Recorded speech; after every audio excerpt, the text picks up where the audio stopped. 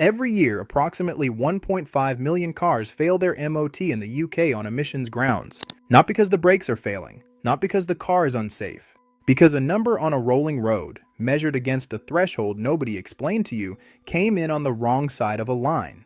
And when a car fails on emissions, the owner faces one calculation: repair it or scrap it.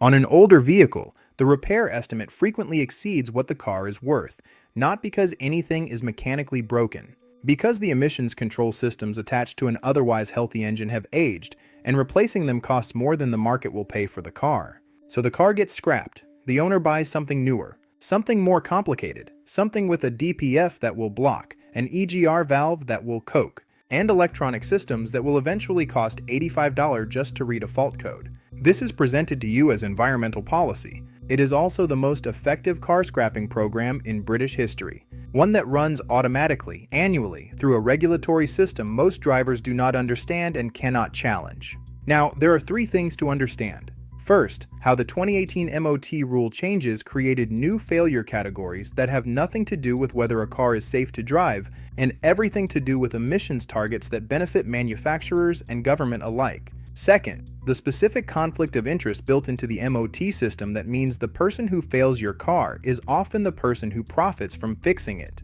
The DVSA knows it has not been addressed. Third, the car is being lost, the owner's paying the price, and the question nobody in government is answering: is Britain actually becoming cleaner, or just driving newer cars that have not broken yet? The MOT was introduced in 1960 with one purpose: does this car endanger the driver, the passengers, and everyone around them? Brakes, lights, steering, tires. The principle was simple: brakes save lives. That was the brief. In May 2018, the DVSA rewrote the rules. 3 new fault categories: dangerous, major, minor, tighter emissions thresholds, a new diesel particulate filter check with no equivalent in the old regime. On its own, this sounds like sensible reform. Here is what it actually did. A car that passed its MOT the year before the changes could fail its first test under the new rules without a single mechanical component having deteriorated. Not because the car got worse, because the threshold moved. Brakes save lives. Thresholds sell cars. The diesel particulate filter sits in your exhaust system. Its job is to trap soot particles before they leave the pipe. Think of it like a self-cleaning oven, except it only cleans itself when the temperature gets high enough. Short urban journeys, 2 miles to the train station every morning, never let it reach that temperature. And eventually it completely blocks. When it blocks, it fails. Replacement costs between $1,000 and $2,500 depending on the vehicle. Before 2018, a significant number of independent garages removed blocked DPFs rather than replace them because the economics were absurd. The car ran better. The practice was tolerated because there was no reliable test to detect it. The 2018 changes introduced that test. Overnight, cars that had been legally roadworthy became MOT failures, not because they had changed, but because the inspection had. The owner of a 2008 Land Rover Discovery with a deleted DPF, a car worth perhaps $5,000 in the current market, now faces a choice: fit a replacement DPF at $1,500 minimum, address the underlying cause, and hope it survives another winter of school runs. Or they are forced to scrap the car. Their emissions on the road have not changed. Their car has not changed. The entire regulatory rule changed, but the moving goalposts are only half the trap. The person holding the whistle is the one getting paid. There are approximately 23,000 authorized MOT test stations in the UK. Most of them are also repair garages. The person who inspects your car, identifies a failure, and writes the certificate saying it cannot legally be driven away is, in the majority of cases, also the person who will quote you for the repair. The DVSA publishes guidance on this. MOT testers must operate objectively and independently. Failure to do so can result in loss of authorization. In practice, they rely on individual professional integrity, and the structural incentive is real. Items on the boundary between a pass and a failure. A suspension bush that is stiff but not failed.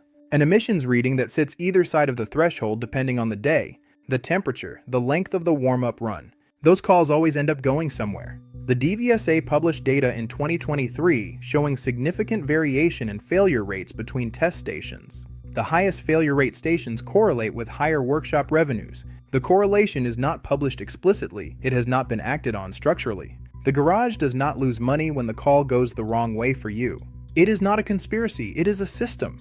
And the system has a flaw it has chosen to leave unfixed. Here is the human consequence of all of this. A 15-year-old Toyota Avensis, properly maintained, cost between $2,000 and $4,000 to buy. Running costs are low, parts are cheap, any independent garage can work on it, no diagnostic laptop required. It is the car driven by people who cannot afford to finance a new one, and who have understood for 15 years that maintaining an older vehicle is a rational economic decision.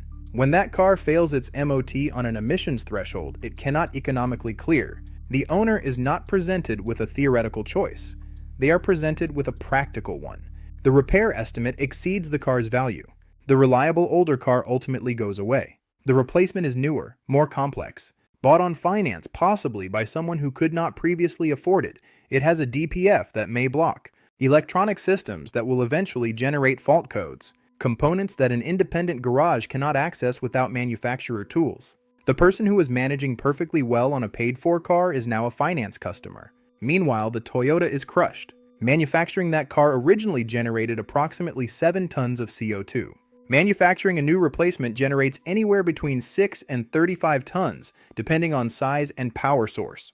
The net environmental calculation of forcing reliable older cars off the road and replacing them with new ones is not straightforwardly positive. The DVSA does not publish this analysis. It is not part of the policy framework. Ask the question directly. Who benefits from an MOT regime that removes older, reliable cars from the road and replaces them with newer ones? First, the car manufacturers. Fleet renewal always means new sales. Government fleet emissions averages improve when older, higher emissions vehicles are replaced faster. Second, the main dealers. Newer cars require main dealer servicing. Older cars that survive belong to the independent garage sector. Every scrapped older car transfers a customer. Finance companies. The owner who was running on a paid-for older car becomes a finance customer. That revenue stream did not exist before the MOT made the car unviable. The DVSA. A larger population of newer, more complex vehicles means more compliance requirements to administer. The owner of the 15-year-old Toyota, not on that list. They are paying more for their transport, taking on more financial risk, and driving a car statistically more likely to generate an unexpected repair bill in the next 5 years than the one they were driving before. Tell me what happened to your car, make, model, age, what it failed on, and what the repair estimate was versus what the car was worth. I want to map this because the DVSA publishes aggregate data. They do not show you what it looks like car by car. The comment section on this video might do something they will not. The MOT is not going away, so here is how to work within it. Know the fault categories. Not every failure is a major. Minor faults are recorded but do not fail the test.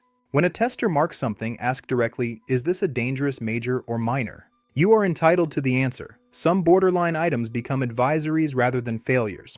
That vital distinction actually matters. Use an MOT-only test station. A small number of stations operate without a repair workshop. They test and nothing else. No financial interest in the outcome. No incentive for the borderline call to go against you. Find one through the DVSA's own directory. Test there. Get your repairs quoted separately elsewhere. Get a second test before scrapping. An MOT failure certificate is not a court order. The car cannot legally be driven on a public road, but it can be transported to a second test station. A borderline failure at one station may pass at another. This is why the DVSA's appeal process exists. Maintain your diesel filter actively. A DPF that is partially blocked is not automatically a replacement job. A simple forced regeneration tool works. One monthly motorway run of 20 minutes at sustained speed clears the filter naturally. These are steps that cost almost nothing and extend the viable life of the filter by years. Do them before the test, not after the failure. Know your threshold. The specific emissions limit for your vehicle's engine type and registration year is published by the DVSA. Know the number before you go in. If your car produces a reading that is close to the limit rather than clearly over it, you have information for a conversation. A borderline reading on a cold engine may pass on a warm one. The MOT should be a safety check. It is not only that. Stop accepting every failure as a verdict. Start asking what category it was, what threshold was applied, and who profits if the call goes against you. Stop letting the repair versus scrap decision be made by the person who charges for the repair. Stop assuming the system is neutral. It is not neutral. It has structural incentives that do not point toward your interest. Start keeping your cars longer. Start maintaining them properly. Start challenging the parts of the test that do not withstand scrutiny. The MOT was built to keep you safe on the road. That purpose is real. It is worth defending. What is running alongside it right now? The fleet renewal mechanism. The conflict of interest. Village. The emissions threshold that was designed to benefit parties other than you is not worth defending. Know the difference. Act on it. Drop your make, model, age, and what it failed on in the comments. Every data point builds the picture the DVSA will not. If this is familiar, a mandatory compliance system ostensibly built for one purpose, operating to serve a different set of interests, subscribe. With the cost landing entirely on ordinary people who do not understand their rights. Because this structure is not unique to the MOT, it operates across almost every sector where a regulatory checkpoint sits between you and the use of something you own. Different rules, same question, same answer about who benefits.